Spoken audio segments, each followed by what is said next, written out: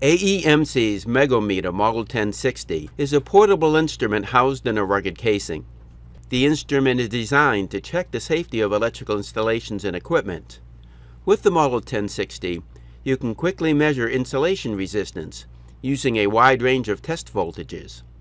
Perform time tests, with the instrument automatically calculating the polarization index, commonly referred to as PI, and the dielectric absorption ratio, commonly called DAR. Check continuity and capacitance. Store test results in the instrument for later display and analysis. Connect to a computer and display time tests in real time. And download test data to the computer and generate reports for further analysis. These are just a few of the Model 1060's capabilities. For details on all its features and functionality, consult the documentation that comes with the instrument. In Part 1 of this two-part video series, we explain some of the basic functions of the Model 1060. We begin by describing how to set up the instrument for testing. We then demonstrate two commonly used methods for testing insulation resistance: the manual spot reading test and the timed resistance test. Along the way, we describe how to store results in the instrument. We also show how to display polarization index and dielectric absorption ratio values, both of which are automatically calculated by the instrument. In Part 2 of this series, we discuss using the Model 1060 with Dataview, AEMC's data analysis software. This will include instructions for using Dataview to connect your computer to the 1060, configuring the instrument from the Dataview Megóhmetro control panel, running a test and viewing results in real time, downloading tests stored on the instrument, and generating reports from this data. Before we begin, let's pause a moment to talk about safety. Before performing any insulation resistance test, be sure to observe all safety instructions specified in the documentation that comes with your test instrument. Insulation resistance testing involves the application of high DC voltages. Therefore, carefully preparing the system under test and the instrument used to conduct the test is crucial to your safety and helps prevent damage to your wiring and machinery and personal injury to you and others. For more information on this topic, as well as insulation testing basics in general, please see our video, Understanding Insulation Resistance Testing, available on the AEMC YouTube channel. Our first task is to ensure the instrument's time and date information is correctly configured. An accurate clock is essential for analyzing test results to identify trends over time. Turn the instrument's dial to Setup. After a few moments, the message Push button appears on the LCD, indicating the instrument is in configuration mode. Press the V-Time button to display the current time. The hours setting blinks, indicating it is in edit mode. Use the up and down buttons to change the time if necessary. To activate the down button, press the yellow second button to display the second symbol on the LCD. While the symbol is displayed, buttons perform the functions shown in yellow. For example, in second mode, the up button becomes the down button. Pressing it decreases the displayed value. To leave second mode, press the yellow second button. When finished setting the hours, press the right button to edit the minutes setting. Press V-Time to display the current date, and use the up, down, and right buttons to select settings and make changes. When finished setting the date, press V-Time to select the format in which the time and date are displayed. Options are USA and European formats. Use the up button to make the selection, and press V-Time to return to the push button screen. The first type of test we'll look at is often called the spot reading measurement. This is relatively straightforward. Simply connect the Megóhmetro leads across the insulation to be tested, apply test voltage for a fixed period of time, typically a few seconds or so, and then take a resistance reading. Spot testing is suitable for a system with small or negligible capacitance effect, for example, a short wiring run, like the one we are using for our demonstration. With the instrument off, connect the leads to the terminals and the insulation to be tested. Then turn the instrument dial to a test voltage setting.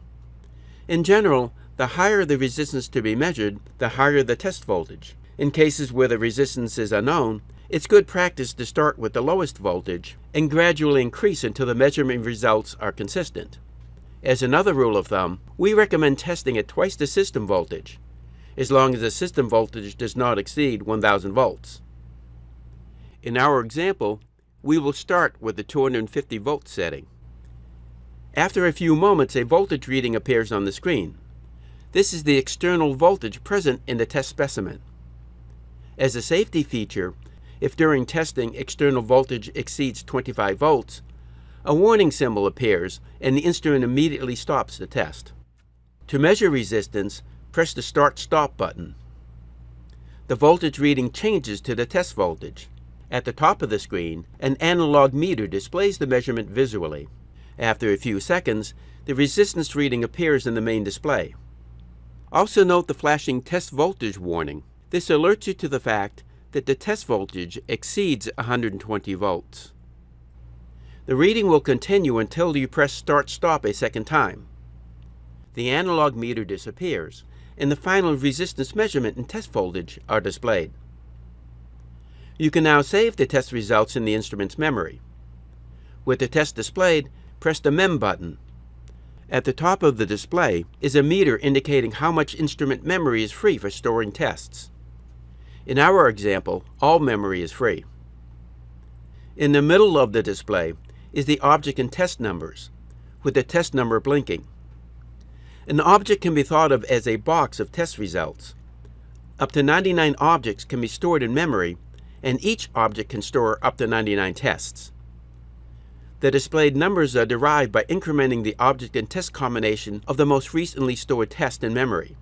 In our example, no tests are in memory, so by default the test will be stored as test1 in object 1. To change this setting, use the up, down, and right buttons to select and change the object and test fields. Then press Mem to store the measurement. Note that a single spot reading test is of limited value, but the results become meaningful when a series of tests, all featuring the same test voltage and duration, are performed over time and the results compared. This comparison can help predict a potential insulation failure in time to take preventive action. You can also print the measurement by connecting the instrument to a serial printer, as explained in the instrument's user documentation.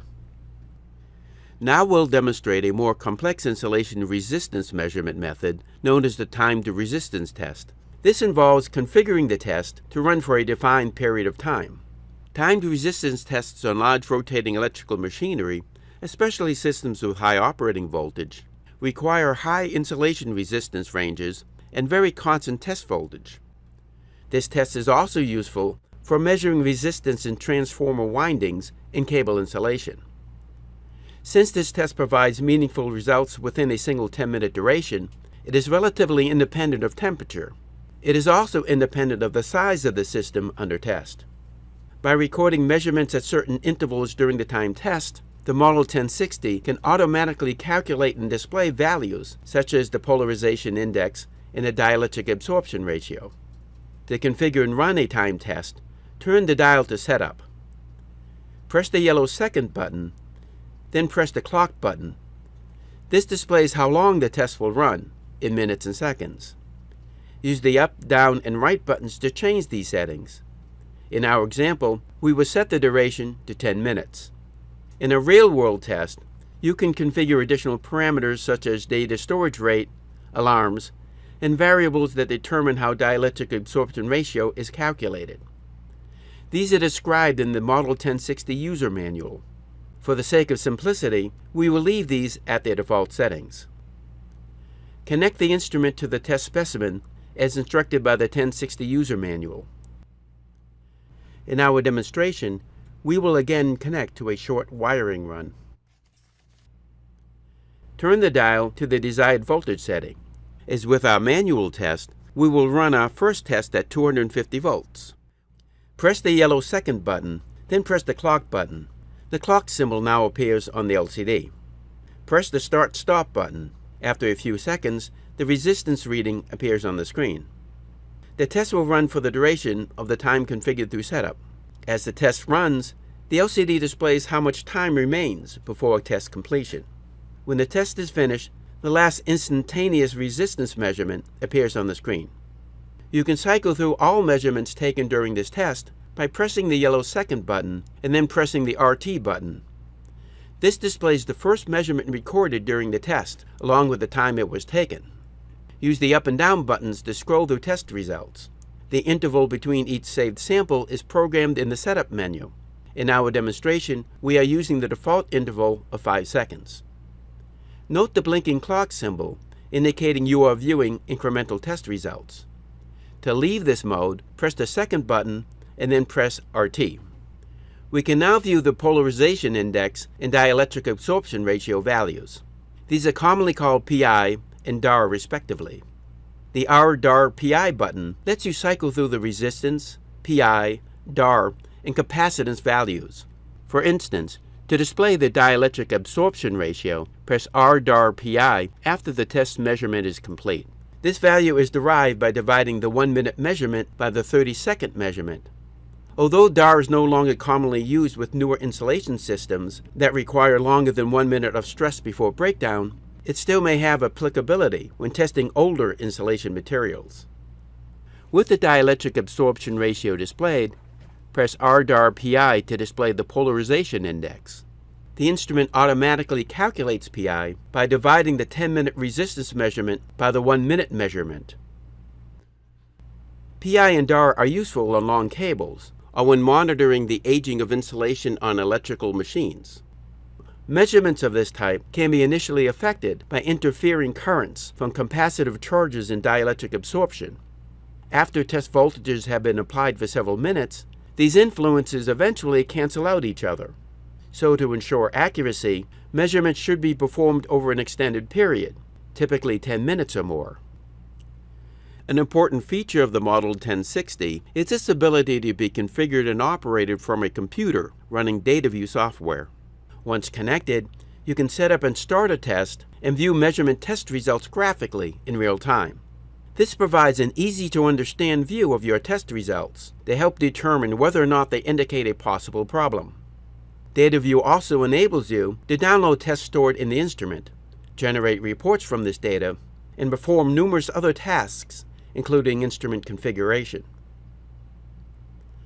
This concludes Part 1 of our quick introduction to the Megóhmetro Model 1060. In Part 2 of this two-part video series, we explain in detail how to use Dataview with the Model 1060. For more information about this and all other AEMC products, please visit our website. And be sure to check our YouTube channel for instructional videos about other topics in electronics.